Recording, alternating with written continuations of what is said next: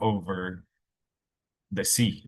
So, yung kanta pong plinay ko kanina, sabi ko nga, nag-iisip po ako ng song na pwedeng i-play. Nakaka-bless po dahil ilan po sa mga napakinggan ko nga po tagapagsalita na this past few days and weeks ay yun nga, nagpe-play po ng music. And ito po yung nilagay ni Lord sa heart ko, yung kantang Oceans Will Part.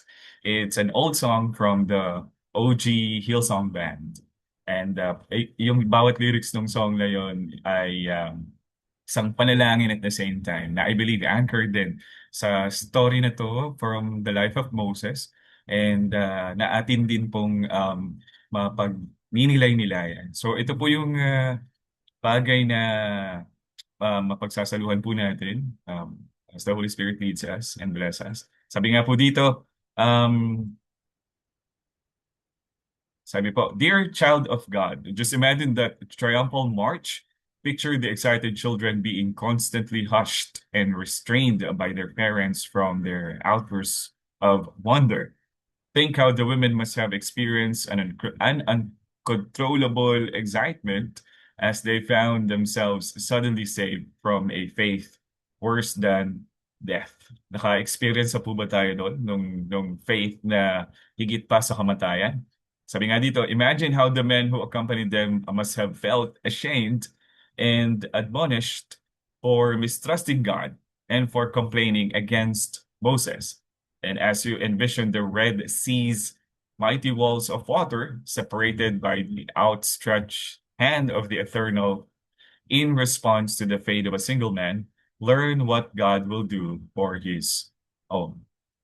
Sabi pa, never dread any consequence resulting from absolute obedience to his command. Never fear the rough waters ahead, which through their proud contempt impede your progress. God is greater than the roar of raging water and the mighty waves of the sea. The Lord sits enthroned over the flood. The Lord is enthroned as king forever. Written in Psalm chapter 29, verse 10. Sabi rin po, a storm is simply the hem of his robe, the sign of his coming, and the evidence of his presence. Dare to trust him, dare to follow him, then discover that the forces that blocked your progress and threatened your life become at his command the very materials he uses to build your street of freedom. Amen. So may pag-uusapan po tayong tatlong uh, bagay na nais ko pong ibahagi sa inyo. Pero before that, um, sorry po. Gusto ko pong i-share sa inyo later yung poem na mali po ng sorry, ng uh, placing. So ito po yung unang bagay about po sa pag-uusapan natin. Ayan. Number one, sabi po dyan, ay trust God when the way seems impossible. Again, ito po ay um, pinamagatan po natin when God says move on. Okay?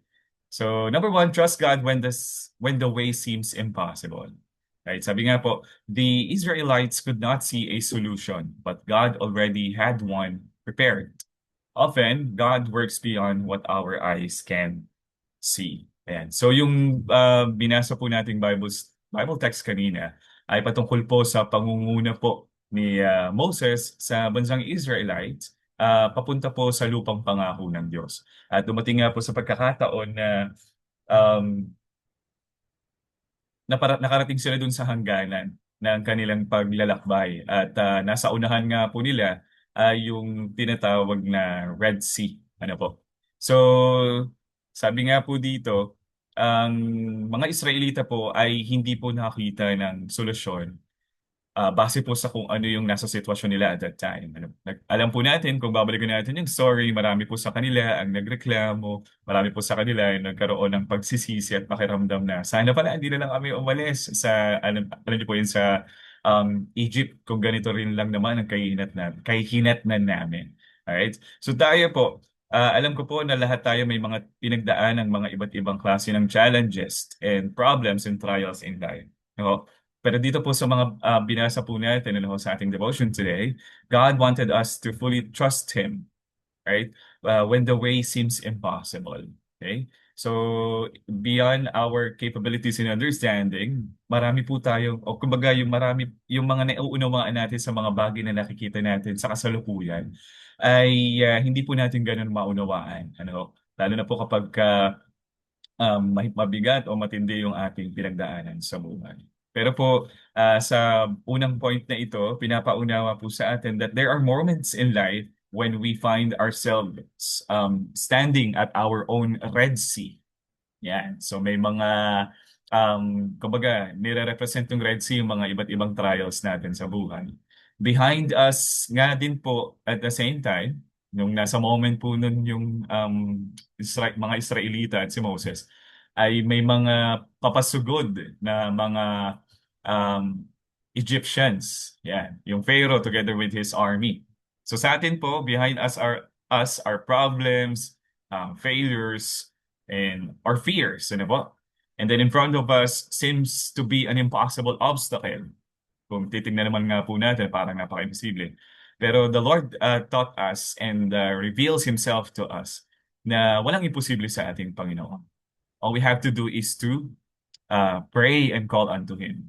We pray, and then we sometimes felt these things na emotion na nag-worry. We pray, we worry, and we wonder what God is going to do. Right? So the Israelite faced exactly this situation. Hallelujah. So the sea was before them and the Pharaoh's army was behind them. Yet God did not tell them to retreat or surrender. Amen. Tayo po ba sa ganong sitwasyon, meron po bang impression or pangungusap sa atin si Lord na my son, my daughter, my child, do not retreat or surrender? He simply said, or God simply said, move on. Magpatuloy. Right? So sabi nga po, as Moses obeyed, God made a way where there seemed to be no way. And we know what God did. Binigyan po ng instruction ni God si Moses na um, ihampas yung kanyang baston, ano ho? At nakita po natin doon, nabasa po natin doon na nahati po ang dagat. At nakatawid nga po yung mga Israelites. Right? So whatever the kind of Red Sea that we are facing right now, God is reminding us po na yung mga impossible things in our lives that um, na parang walang solusyon or parang napaka-imposible pang matugunan at malampasan at mapagtagumpayan ay pinaparating po sa atin na before everything created in this world, ano po, He wanted us to understand or ipinag-unawa niya po sa atin na yung mga bagay na napaka-imposible ay kaya niyang papangyarihin. Kaya po yung mga um, sa mga provisions, ano po ng mga pangangailangan natin sa araw-araw. Ang promise po nga po sa atin ni God, ano ho, even sa mga hindi mananampalataya ay pinasisikat ng araw ang araw sa umaga at pinalulubog ito sa gabi. Pinapaulan sa bawat isa, whether may naniniwala o nananalig sa ating Panginoon. Pinaparating po sa atin ito na ang Diyos po natin ay makapangyarihan and He has this fair na pagtingin po sa bawat isa sa atin. Alright? And sabi nga po, God works beyond what our eyes can see. May mga bagay po na hindi natin maunawaan at agad na nakikita kung paano po tumutugon ng provision ng ating Panginoon. Ako po bilang isang lingkod ng Panginoon sa pagkakatawag as being one of the um, supply pastor, ang panalangin ko po nitong mga nagdaan ay gabayan po ng Panginoon at tulungan ng Diyos para maging effective na preacher or speaker or tagapagsalita nga po at maging effective and efficient sa mga ministries na pinagkatiwala ng Diyos whether in front of the stage at sa pulpit para mag-deliver or pagtuturo sa mga bata. Alam niyo po yung pag-lead sa praise and worship. Hiningi ko po kay God ay um, parang a set of chance na lagi maturuan, matrain, ganyan. And then it just so happen na praise God po, we have Pastor Dave. Meron po kaming equipping every week na talagang really gives me strength and courage and knowledge on how to deliver and talk to people, to So to different kinds of people and into situations where God where wanted you to be put at na kung saan ay kaya mo makapag-convey with the empowerment, the leading of the Holy Spirit. And at the same time, sa amin po din pag-aaral with True ay meron po kaming course na basic preaching. Kaya it really helps me a lot. Bagamat purong English. Ay, hindi naman po ako ganun kahusay mag-Ingles. Pero napakabuti po ng Panginoon sa pagkakaloob niya po ng karunungan at katalinuhan na binibigyan niya po ako ng unawa. At salamat din po sa technology na rin na pinagkaloob ng Diyos ano po, na inalaw ng Panginoon na magamit po natin. Kung dati po, pagka ako nagbabasa po ako ng English, the Bible, ay anong tawag doon? Gumagamit po ako ng dictionary. Ngayon talagang may mga translation na or ita-type mo na lang. And truly na po, possibly God can provide wisdom. And every time po na tayo ginagamit ng Panginoon to deliver His message in the ministries or prayed for someone, may mga impressions and downloads po na pinapaunawa ng Panginoon na hindi ko po akalain ay meron pong hinubog o pinagkaloob na gifts ayan ang Panginoon sa inyong lingkod. Yun nga po yung sometimes nahihiya po akong sabihin, pero yung mga great gifts of prophecy, prayer for kapag nakakita po ng mga visions. Hindi ko po siya palaging nagagamit, pero kapag ako na sa pagkakataon na meron po tayong, alam mo yun, may ipagpipray po tayo, i-impress si Lord. Talagang matindi po yung conviction from the Holy Spirit to do it. Sabi ko nga, God, hindi ko po kayang gawin on my own. And I'm not really that confident. But yun nga, yung mga sinasabi ko, very impossible pero hindi po galing sa akin yun. At lahat po yung galing kay Lord. Kaya po sa bawat isa po sa atin, ano, when we pray unto God and ask His guidance, ano po, yung mga impossible things in our lives, God can make those things possible. One testimony about this po is in our situation sa family, ay sobrang challenging po sa amin yung finances. And part of our prayers, one of our prayers is i-bless kami ng Lord sa bahay po namin sa family ko ng another source of income. Aside po sa meron po kaming trabaho magkakapatid, we are asking and praying for that. And God really provides po. We have this small sari-sari store. Maliit lang naman po siya. And our prayer is i-bless at masustain yung business na to or hanap buhay na ito. And God really provides po. And part of my prayer po ay isa sa hinihiling ko yung magkaroon ng anong tawag doon? Wet goods and then bigasan. So, bagamat maliit lang po yung tindahan. Pero ang prayer ko ganun po. At sabi ko nga kahit tatlong klase ng bigas and then small, meron kaming refrigerator pero pang personal po siya. Basta yun lang po yung meron kami. So, patuloy yung panalangin. And truly, God provides. Ano ho, maliit lang naman din po yung puhunan. Pero God really provides. And pag uwi, kasi hindi naman po ako palagi nasa bahay. Dito po ako sa church nag-stay. And by the grace and provision of God, He provides. Yung hiningi ko pong tatlong sako ng bigas ay ginawa po ni Lord na 10. And then yung magkaroon kami ng wet goods ay tas meron kaming isang pang personal na refrigerator ay binigyan po kami ni Lord ng freezer na yung panglagay sa pangmaramihang lagayan. And yun, ang bait ng Panginoon, sa aking kaisipan and yung limited resources, napaka-imposible po to comprehend how. Pero God is our all things are possible to God. Amen. And there's nothing too hard for Him. He provide. At sabi nga po, no, whenever ito po ay nakakalugod sa ating Panginoong Diyos, ginagrant po ito ng ating Panginoon. Right? And because of that, nasusustain po yung kasi nangungupahan lang po ang kami doon sa bahay tinutuloy ng aking mga kapatid at parents. May provision po daily sa mga monthly expenses. And nakita ko po doon, lagi ko po silang pinapaalalahanan na don't forget na ihiwalay yung tithes. Nung una po, nakakatatlong buwan na po kasi yung store. Nung una po, nakita ko na 1,000 per week yung binibigay. And then kalaunan po, ngayon, after a month or two, ay 3,000 na po yung pinapadala nila sa akin every week na tithes and offering. At namamangha po ako sa provision ni God kasi katunayan lang yun, kung i-compute natin, ganun kalaking halaga yung kinikita ng store. And I praise the Lord po for that, for His provision. Sa aming pag-aakala, kasi nga po walan po kami ng mahal sa buhay na aking kapatid, isa po sa mga um, ayun, katuwang namin sa mga needs namin sa bahay, ay nagkaroon kami ng a little pangamba. But God shows us how powerful He is, that there is nothing too hard for Him and impossible to Him. Okay? Sabi nga po, no, may reflection question akong nais banggitin sa inyo. Are we focusing more on the size of our problem than on the greatness of our God? Ayan. But nais po ng Panginoon that God always works in ways we cannot see. Sabi nga sa kantang God will make a way. I always declare that. And pati yung kantang nothing is impossible. Okay? So the Lord wanted us to be reminded, trust God when the way seems impossible. Pangalawa po, sabi dito, obedience opens the doors for God's miracle.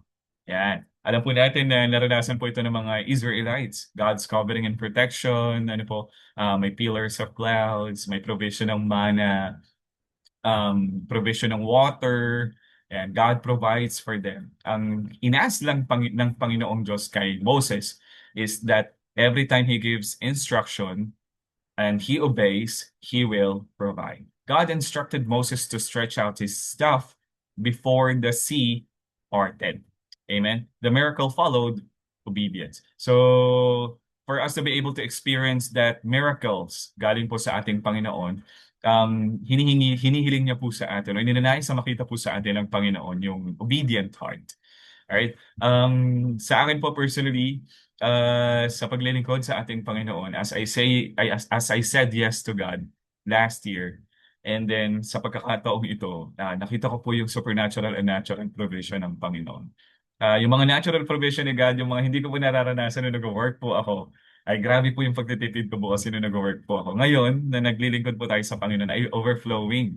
May mga tinatouch po ang Lord na alam niyo po yung simple lang po, pag nag-ask po ako ng provision kay God, meron pong open doors na miracle ang Panginoong Diyos. Like for example, pagka ako, dito po kasi ako sa church yung nag-stay, naglalambing po tayo kay Father God na, Lord, can I ask for the provision ng lunch? Pero yung nagre-request ko ng ulam, like gulay, kasi mahilig po ako sa gulay. And true enough, nagpo-provide naman po ang Panginoon, may magme-message or magka-contact sa akin to share the blessings that they had. So, ang galing lang po ng Panginoon. Hindi lang po sa mga ganong bagay, kapag ka po yung open doors na tinatawag, grabe po talaga mag-provide ang Diyos. Like, isa po sa open doors of miracles sa akin ng Panginoon is that may mga naipag-pray po tayo na nangangailangan ng healing. Hindi lang po physical, hindi lang po sa sickness, but even in the spiritual and emotional, sa kanilang mga mental health.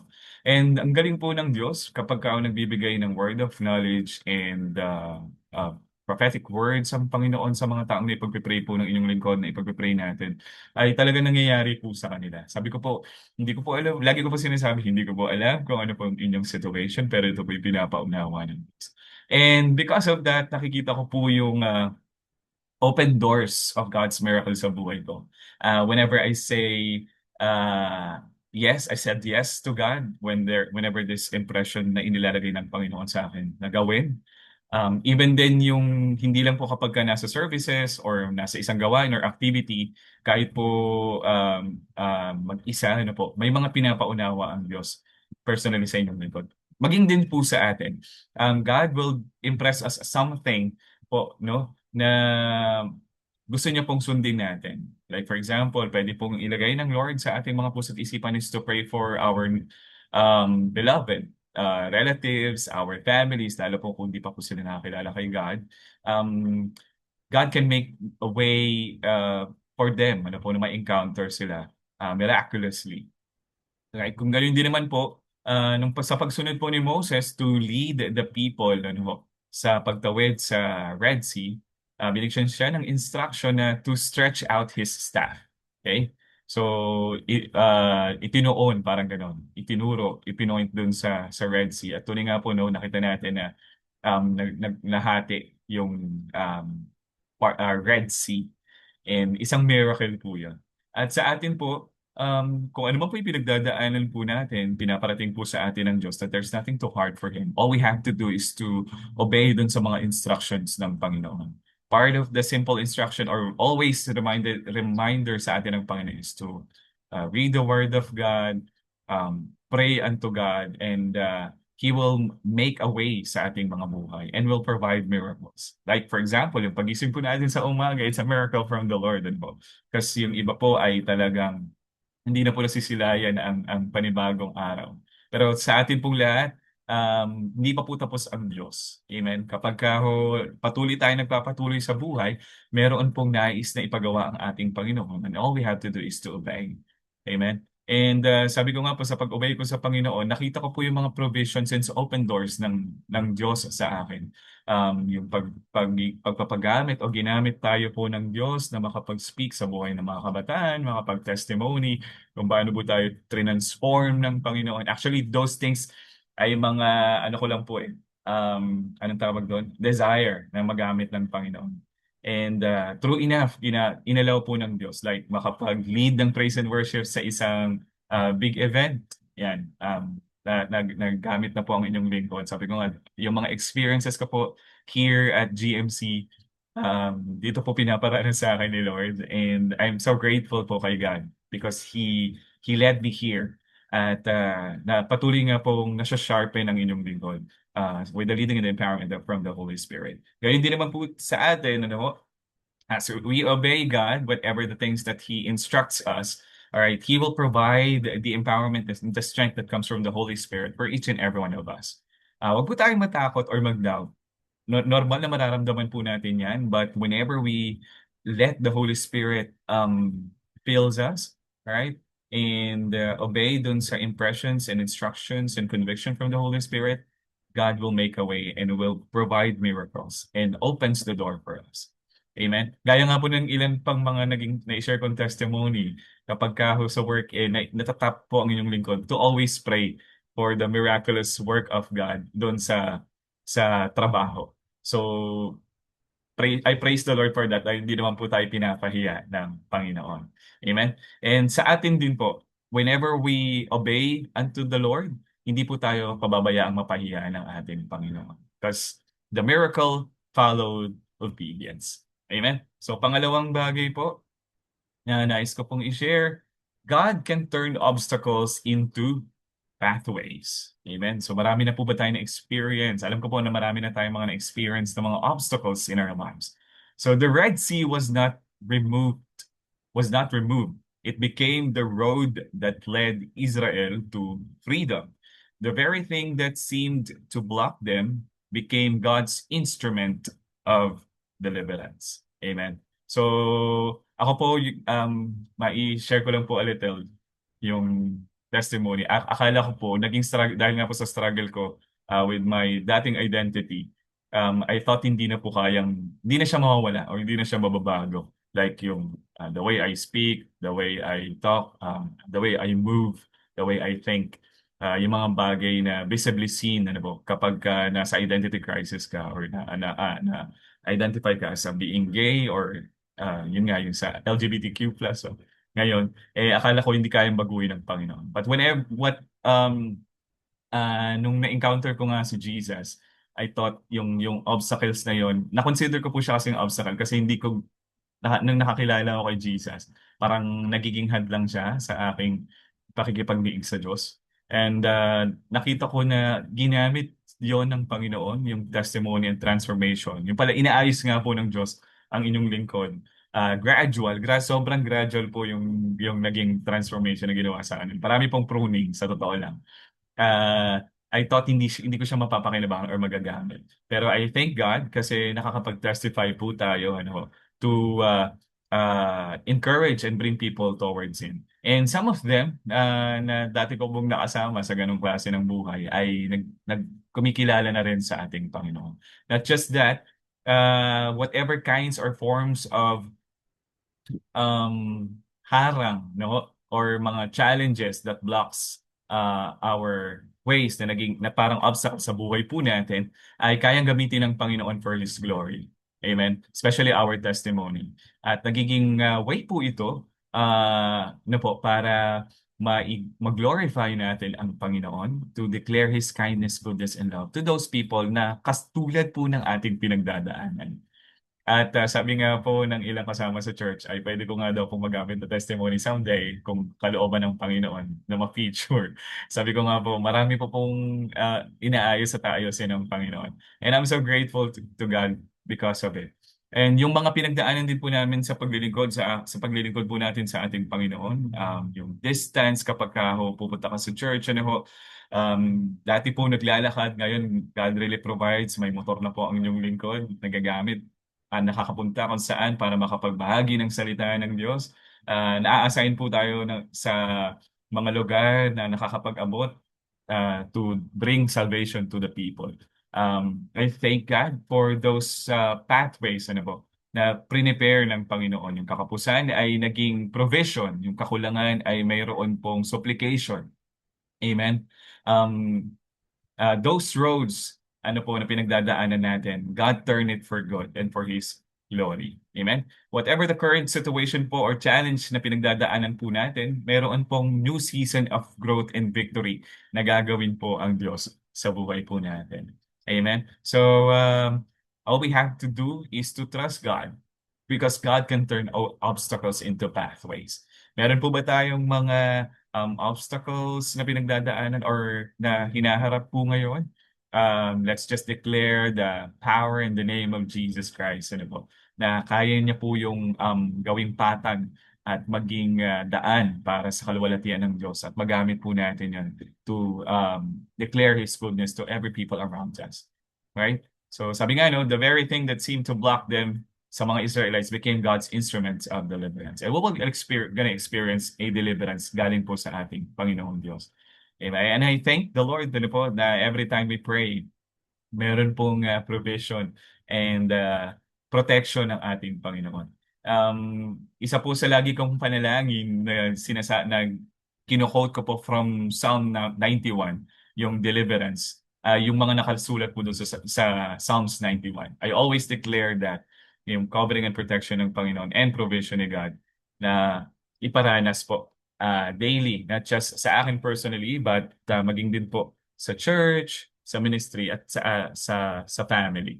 Amen? So tayo din po, we can declare the word of God to help us in every obstacles na pinagdadaanan po natin. At doon po nahuhubog yung ating pananampalataya na patuloy na manalig sa ating Panginoon. And lastly, gusto ko pong iwan sa inyo dito, sabi po sa isang quote, when God says, move on, don't focus on the sea before you. Focus on the Savior who walks with you through it. Amen? Kasama po natin ang Diyos sa bawat araw. Isa po sa Bible verse na una po kong na-memorize ay yung Hebrews 13:5. Sabi nga po doon, hindi po tayo iwan ng Diyos, ni pababayaan. He will be with us wherever we go, whatever the situation that we might in. And all we have to do kapag tayo may nararanasang mga trials, testings, God wanted us to put our trust in Him, just to obey Him, and God can turn our obstacles into pathways, and He will make great things possible sa ating Panginoon Diyos na buhay. Salamat po at pagpalain po tayong lahat. Thank you po. Last na lang po pala sa point. I'm sorry po.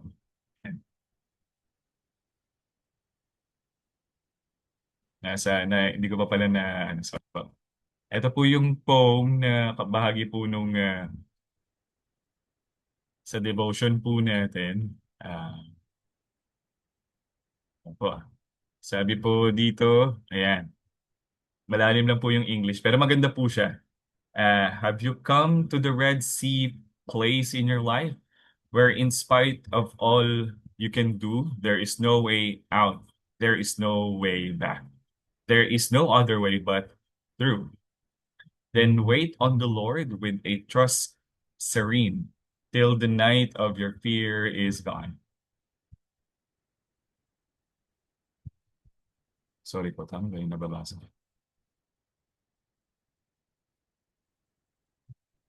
And no foe can reach you, no wave can touch, no mightiest sea can drown. The tossing billows may rear their crests, their foam at your feet may break, but over the seabed you will walk dry ground in the path that your Lord will make. Yun ang sentence. Sabi po dyan, medyo nagbablock lang po sa part ko. In the morning watch, neath the lifted cloud, you will see but the Lord alone when he leads you on from the place of the sea to a land that you have not known. And your fears will pass as your foes have passed. You will be no more afraid. You will sing his praise in a better place, a place that his hand has made. By Amy Johnson Flint. Share ko na lang po yung iba pang part. Parang may nakulang po akong ilagay. Yan. Thank you po sa Diyos mapapuri.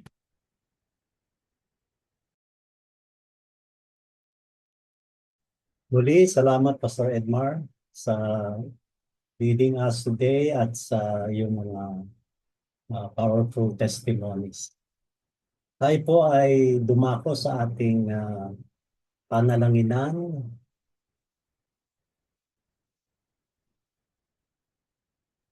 Dito po sa 1 Timothy chapter 2 verse 1, I urge then first of all that petitions, prayers, intercession, and thanksgiving be made for all people. For our gratitude report, what can you thank God about? Our government in the Philippines and London. Yan. Katulad last week ay hindi lagi criticism yung nasasabi natin sa ating gobyerno, kundi ano yung ating ipinagpapasalamat. So, everybody is welcome to share your gratitude report about our government. Let me start off by saying thank you, God, despite of some political turmoil, we see some improvement, we see some development, katulad ng because of the trials, yung ating government, lalong sila ay naging aware, and then they are making a lot of proposals sa government para lalong ma-improve in terms of security, no, in terms of nagiging watch tower ang ating citizenry pagdating doon sa Department of Public Works and Highways. No, salamat kay Lord sa Secretary Vinson na talagang nakatutok sa infrastructure, no, making sure na talagang natatapos yung mga projects ng gobyerno. Ganun din yung sa schedule na impeachment trial. So merong magandang proposal na dagdagan yung mga magbabasa, magmamarking ng mga documents. So, hindi siya malaki, pero salamat sa Lord dahil merong meeting points ang both panel ng prosecution tsaka ng defense. I praise God for that sa ating pamahalaan. And of course, one last thing, successful yung visit ni Pangulong Marcos sa Russia, na ito ay magbubukas ng stronger economic ties sa pamahalaan. Anyone else na gusto magpasalamat sa Diyos?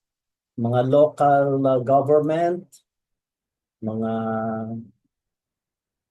small breakthrough dyan sa London? Meron bang magandang nangyayari sa government sa London?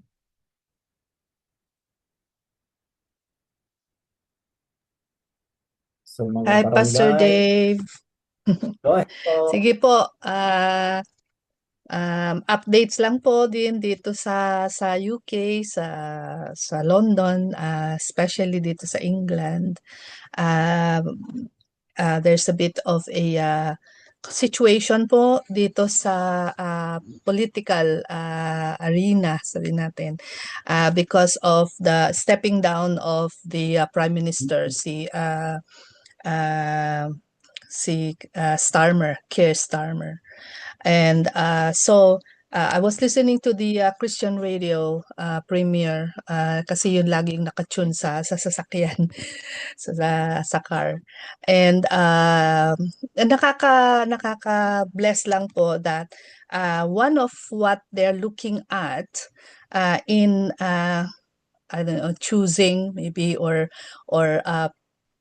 for someone who will be the next prime minister or will be sitting for the post is yung ano po, yung kanila pong Christian affiliation, yung kanila pong how are they yung kanilang faith, how are they known as Christian, as Christians, as believers in the faith. So sabi ko nga, wow, sabi ko magandang nabibigyan ng pansin yung ano ba yung pananaw ng taong ito in terms of of his faith, yung pagiging Christian niya. So yun po yung I think we need to pray talaga for leaders na kapag ka sila iniluklok sa position or pinili, siguro one thing that nice to good to consider is ano ba yung pananampalataya nitong taong ito. Although somehow pagka mga nagra-run for office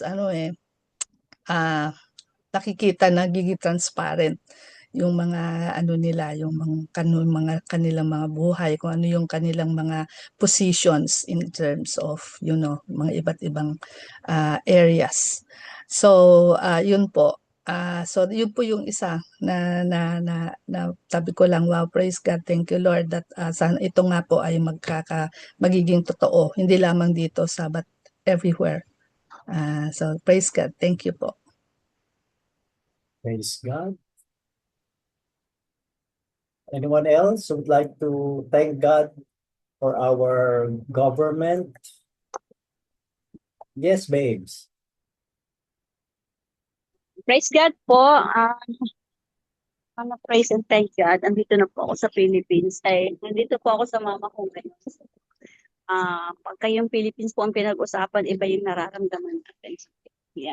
Yan po kasi pinagpala tayo dahil meron akong nauuwi ang bansang Pilipinas na tawag. So, yun ko lang naman po sabihin na salamat sa mga prayers na nai-offer niyo. And every day po is a blessing, lalo na po dito sa Pilipinas. Umuulan. Ang ulan is bugso-bugso. Pagka umuulan, siyempre malamig. Pagka maaraw, okay lang din dahil nakakagawa ng dapat gawin. Pero in overall, God is good po. Yun lang po. Salamat din sa mga prayer na ino-offer ninyo, yung kalakasan ni mama ko, saksi yung daybreak sa buhay niya. Ngayon po nakikita natin kung paano siya kumilos at paano siya palakasin ni Lord. To God be the glory po. Praise God sa ligtas na pag-uwi mo sa Pilipinas. And we'll see you soon sa Empowering Academy. Yes po, Pastor. Nais magpasalamat sa Panginoon. Kung wala na po, tayo ay manalangin. Panginoon, maraming salamat po kahit na mga maliliit na development sa aming pamahalaan ay nakikita namin, Panginoon, ang inyong pong pagkilos. Nagpapasalamat kami sa mga realization ng aming mga leaders at maging lalo na ang mga citizenry sa mga kanilang boses upang iparating, Panginoon, sa aming pamahalaan ang marapat katulad ng sa United Kingdom. Salamat, Lord, na kinoconsider ang aspeto ng isang mananampalataya upang manguna sa pamahalaan. At salamat din, Lord God, meron pang mga tapat na public official dito sa Pilipinas, Panginoon. Katulad ni Secretary Vinson, ni Mayor Vico Soto, Panginoon. Salamat po, may mga Christians in the government. And we can thank you in advance, Lord God, na gagamitin niyo po sila para po patuloy na makapaglingkod na may katapatan at mayroong integridad. Ito po ang aming pagpapasalamat sa pangalan ni Jesus. Amen. At dahil pinag-usapan po natin ang ating pamahalaan, sa araw na ito, praying for our nations and the whole world, can we focus today all the presidents, prime ministers, na sila ay maging God-fearing, na sila ay i-bless ng Panginoon nang magkaroon sila ng conviction na ang gagawin nila ay yun lamang tama para sa buong bayan. No? Sabi nga dito, pray that the kingdom of God will continue to expand to the nations as the prophecies in the Bible continues to unfold. And that will only happen when more Christians in the government will speak out, will be bold enough to stand, will not be fearful to position themselves, no? Ipag-pray natin na pag nilalagay ni Lord ang mga Kristiyano sa mga position ay hindi sila matakot. Kaya for today, let us lift up all our presidents, all prime ministers, together with their cabinet, that they will serve with integrity, with righteousness. If you are able, please unmute and let us do the Tong Song Kido and pray together. Father God, thank you, Lord. You are God of all nations. Father, thank you, Lord, that you have your eyes upon this creation. And Lord, even thank you, Lord, because your hand, your powerful hand, Panginoon, is still holding all this world together, Lord. Father, we pray, Panginoon, for the governments, the nations, the leaders, give them that integrity, that honesty, and that faith in you. To be able to do their work, to do their job, oh God, in a way that is pleasing to you. Thank you, Father, that you are continuously in control. Give you all the praise and the glory in Jesus' name.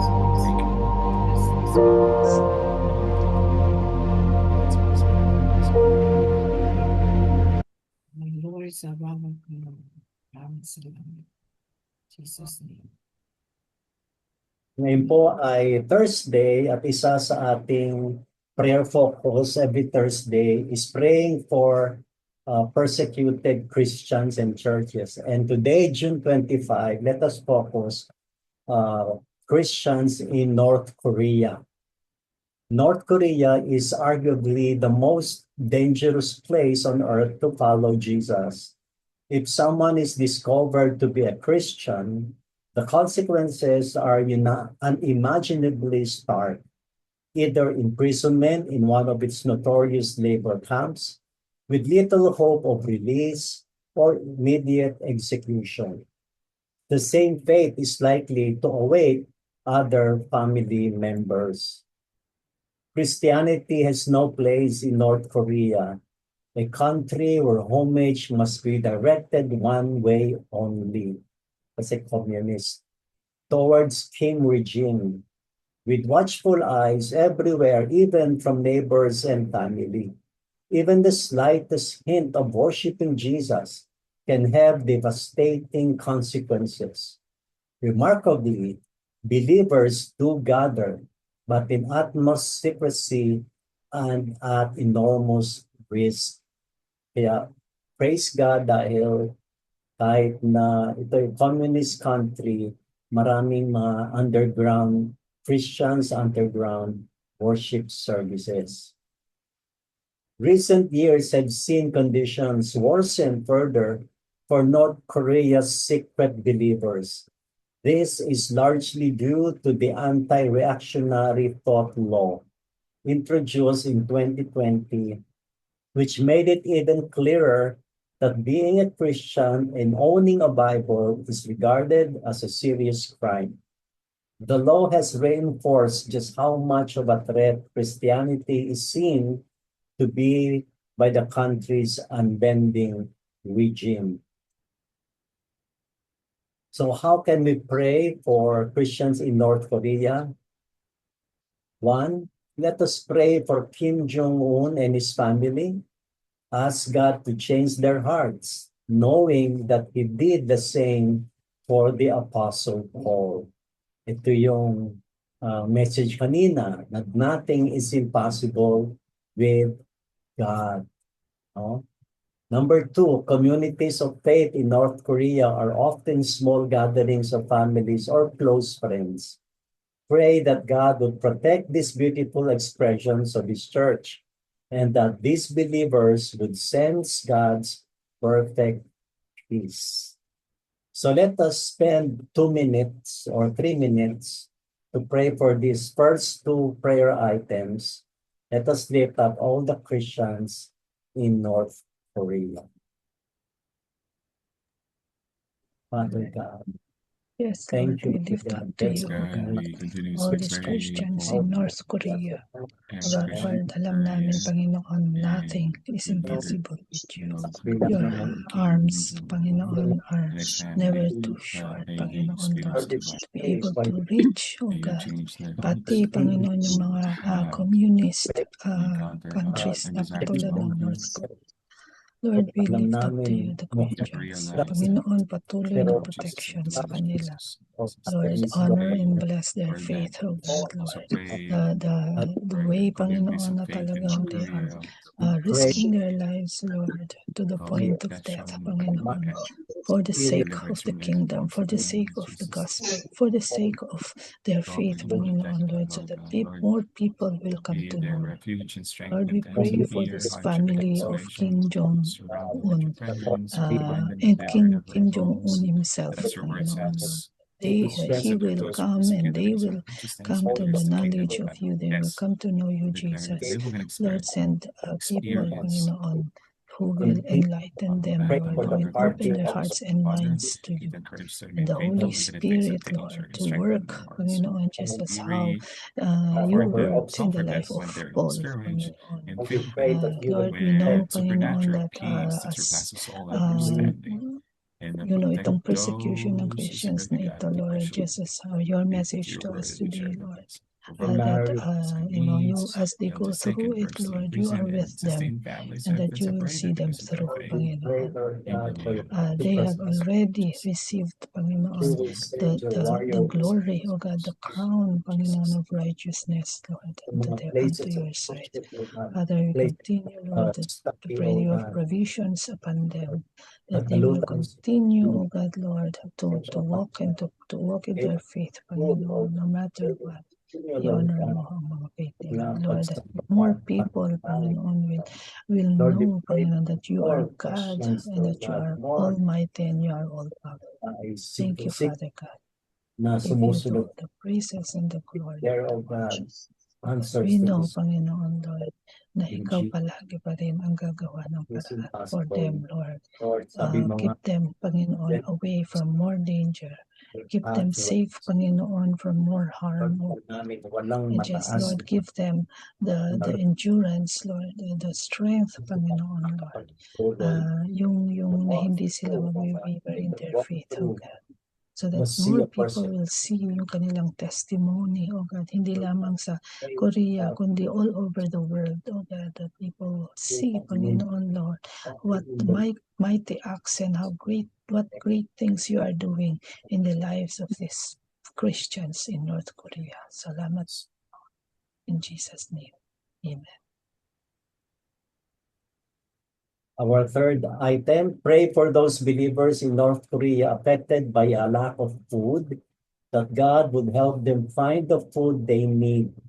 pray that they would be given opportunities to wisely share the gospel by caring for others in similar circumstances. Let us pray for. Lord, you are our Our Jehovah Jehovah Jireh, you are our God, our provider.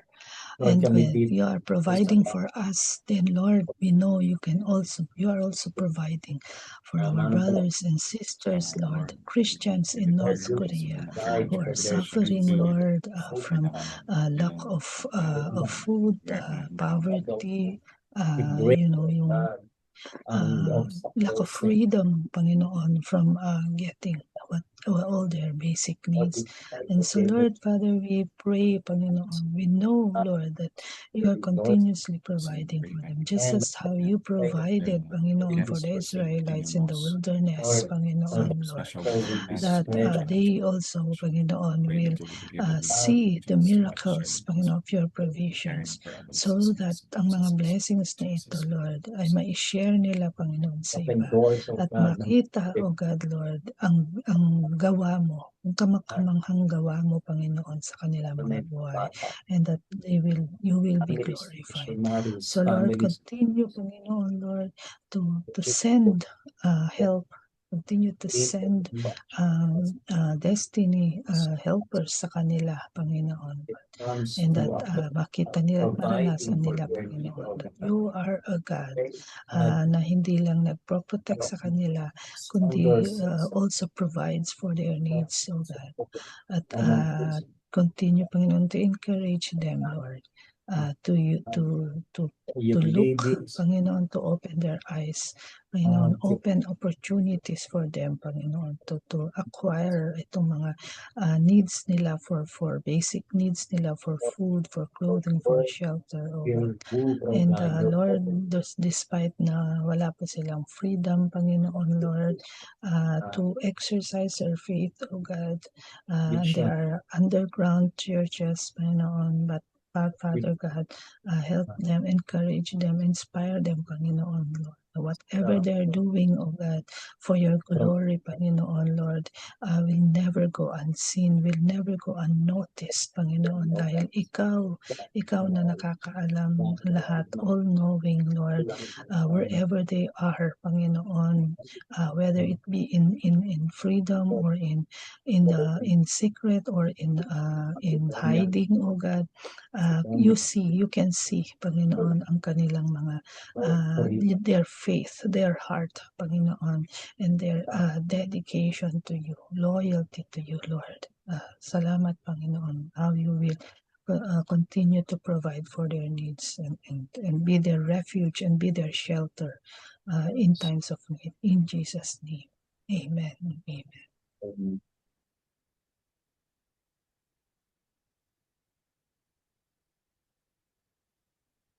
Let us pray for those who are in the midst of sickness. Kagabi, salamat, no? We were able to attend yung Zoom service ng Grace the Christ Center Church, and we saw Pastor Olive, no? Kahit siya ay nasa gitna ng karamdaman, she was able to share, no? Nag-share siya ng 3-point sharing, at patuloy natin siyang itaas sa Panginoon, that God's perfect and will sa kanya, no? Kahit na nasa gitna siya ng karamdaman, ay hindi uminto yung kanyang paglilingkod, kaya patuloy na gabay. Kay Pastor Robert, nako, yung kanyang karamdaman din na completely karoon ng kagalingan. This year, hindi mo siya makaka-attend daw ng healing, ng Empowering Academy because of his health challenges. Nako, salamat din. Magpasalamat tayo kay Lord yung mga improvement. Meron tayong mga answered prayers. Mga na kailangan ng malulusog na kidney. Nako, let us pray to God for miraculous touch, ng miraculous provision. No? May I request Pastor Edmar, pwede bang ikaw ang mag-lead and declare healing sa ating mga kapatid na may karamdaman. After 1 minute, Pastor. Salamat. Sige ba, dahil po'y patuloy na manalangin. Hallelujah, Lord. Patuloy po namin tinasa sa prayer, O Diyos, ang lahat ng may mga nasa nakakaranas ng sakit at karamdaman in the name of Jesus Christ. O God, we speak and declare healing, Panginoong Diyos. Lord, protection and provision to those with health concerns, O God. Patuloy na iparanas mo po sa kanila ang iyong walang hanggang provision, Panginoong Diyos. There's nothing too hard for you, Panginoon. Lord, if they are losing hope and faith, O God, increase their faith and show them miracles, Panginoon, that you can provide, give healing and supply, Panginoon, according to your riches and glory by Christ Jesus. And Lord, i-restore mo po ang health nila, Panginoon, as you heal every wounds, as we declare it in your name, Lord Jesus Christ. Thank you so much, O Lord. Patuloy na protektahan niyo po at ingatan ang bawat isa para sa kalawalatian mo at magamit pa. In Jesus' name we pray. Amen and amen.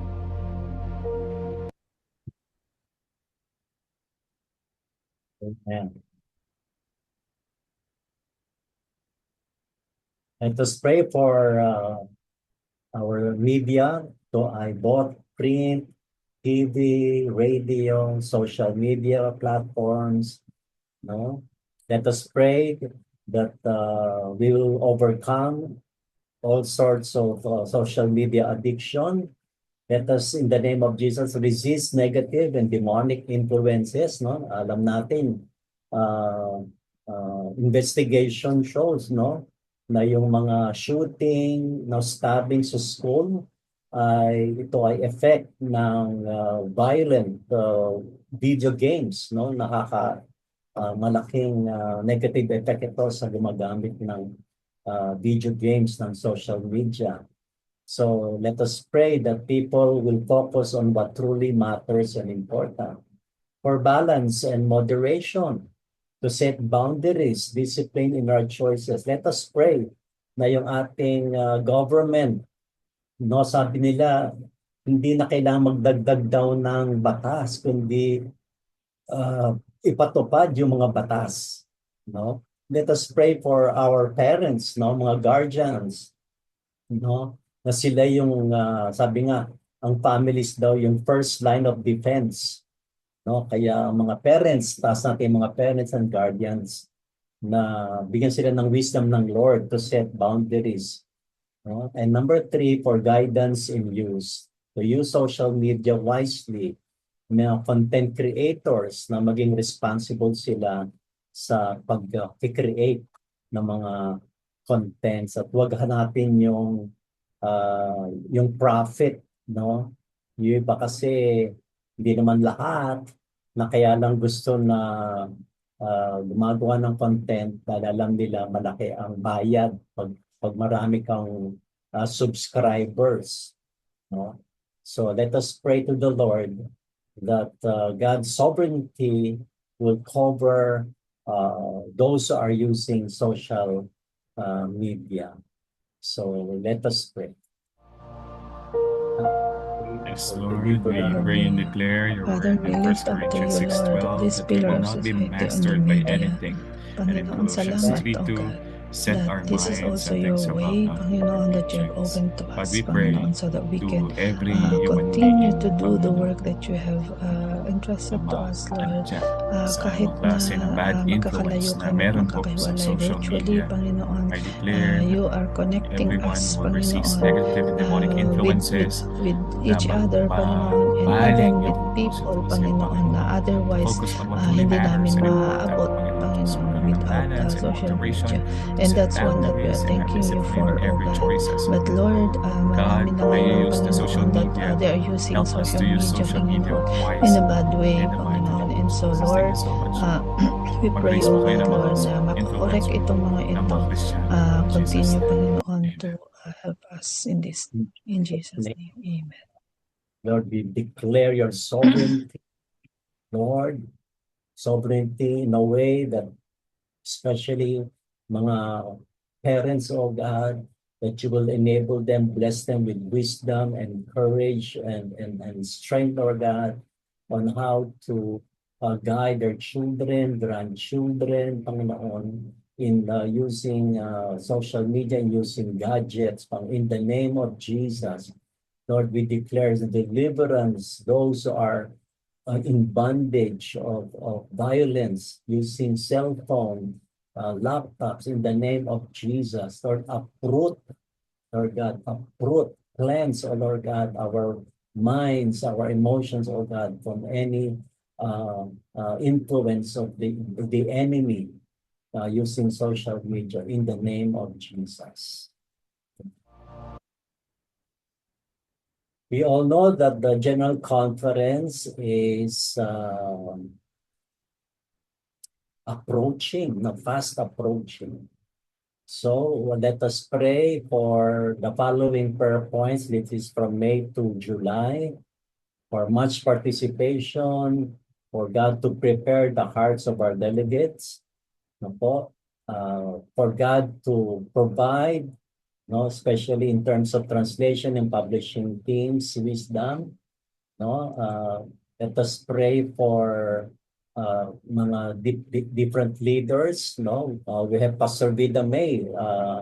She's a member of the area Committee on Episcopacy na siya at si Attorney Cheryl ay sila yung mga nag-i-interview ng mga episcopal nominees. Kaya ang laki ng privilege, ang laki din ng responsibility. So let us pray for them, isa lang yan sa highlight ng GenCon natin, ng election of 8 bishops na maglilingkod sa GMC for the next 6 years. So let us pray. Father God, we thank you for Father God, privilege we thank you, Lord, kami, Panginoon. that we are able, Panginoon, to join, oh God, in this prayer, the 40 days prayer, coming to the GenCon. Father God, we lift up to you everyone, Panginoon, every child of yours na ginagamit mo, Lord, sa gawain na ito, Panginoon. We all continue to prepare, Panginoon, for this glorious gathering. May your will be done. May your name be lifted up on high, Lord. And may ikaw lamang, oh God. May you be the center of everything that we do, oh God. As we approach, as we come, Panginoon, to this event, oh God. Father, we continue to declare your anointing wisdom sa lahat in Jesus.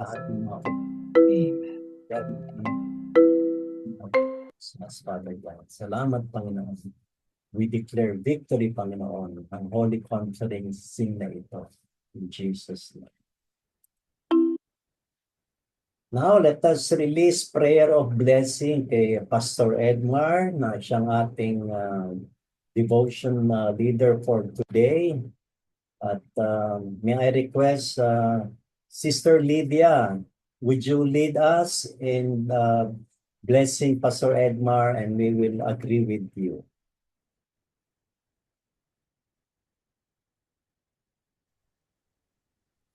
Thank you. Sige po, tayo po ay magkaisa. Sabay-sabay po rin natin na mag-release din. Father God, Lord God, salamat po Panginoon sa buhay ng aming kapatid ni Pastor Edmar po Panginoon, tunay na napaka-biyaya po Panginoon sa kanilang church po Panginoon. Ang lingkod nyo na ito po Panginoon, Lord God. Lord, nire-release ko po Panginoon ang inyong anointing, ang inyong power, ang inyong blessing upon blessing sa kanya po Panginoon, through his family, Lord God, at sa kanyang ministry po, Panginoon, Lord, ay marami pong mabless, marami po siyang marating po, Panginoon, sa ministry na ito, Lord, at marami pang makarinig, marami pong ma-inspire, marami pong ma-encourage, ma-motivate po, Panginoon. At dalangin ko, Lord God, hindi lamang po siya, Lord, Lord, teacher, preacher po, Panginoon, at Lord, yung nasa mission field pa, Panginoon, Lord, na ginagamit niyo siya po, Panginoon. Ang kanyang mga kamay, ang kanyang katawan na ito po, Panginoon, ay palakasin niyo po, Panginoon, Lord, i-restore niyo ang kanyang, Lord, ang kanyang health po, Panginoon, at yung kanyang, Lord, yung sigasig sa paglilingkod sa inyo, yung passion po, Panginoon, yung fire na paglilingkod sa inyo, ay hindi po mauubos, di po mawawala, kung hindi lalo pong mag-inflame, lalo pong mag-alab po, Panginoon, ang pag-ibig niyo po, Panginoon, ang pag-ibig niya sa inyo, lalo na po sa mga anak niyo na nangangailangan ng kalinga, nangangailangan ng healing po, Panginoon Lord. Gamitin niyo po, Panginoon, mightily, Lord God, especially, Lord, yung kanyang voice lang po, Panginoon Lord, ay marami na pong nabe-bless din po, Panginoon.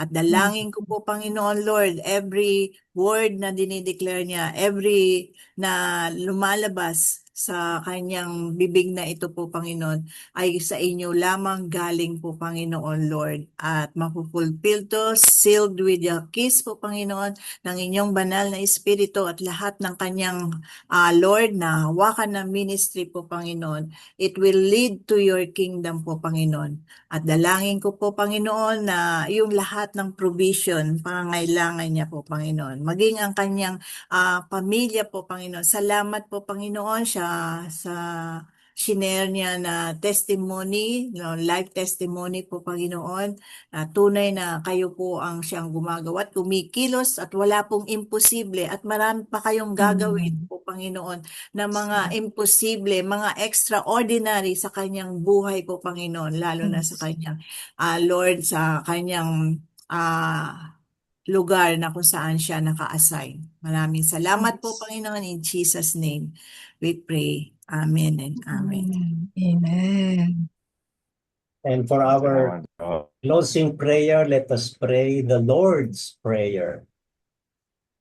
Our Father, Father, who art in heaven, hallowed be thy hallowed be name. thy Hallowed be thy name, thy name, thy kingdom kingdom come, come, thy will be thy will done be done, on earth as as it it is Give is in us in this day our heaven. daily Give bread. us heaven. this Give day us our our daily Forgive bread, us our trespasses. trespasses, forgive as us, we Those who forgive those trespass who against trespass us. against us. forgive us Lead Not us not into against temptation, but deliver us from evil. For For thine is the thine is the kingdom, kingdom, the power, power and the glory forever. forever. and Amen. amen. Let us receive the benediction based on 2 Corinthians 13:14. May the grace of the Lord Jesus Christ, the love of God, and the fellowship of the Holy Spirit be with us now and forevermore. Amen. Amen. Shalom, everyone. Thank you po.